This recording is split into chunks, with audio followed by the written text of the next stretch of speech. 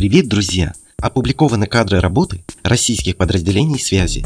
На видео показана носимая спутниковая станция связи и запуск российского многофункционального БПЛА-ретранслятора связи «Сибирь-1». Ранее мы о новом БПЛА «Сибирь» рассказывали.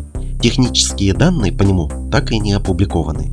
Основные средства – это средства спутниковой связи, носимая ранцевая станция, удобная, практичная в эксплуатации, легкая в настройке.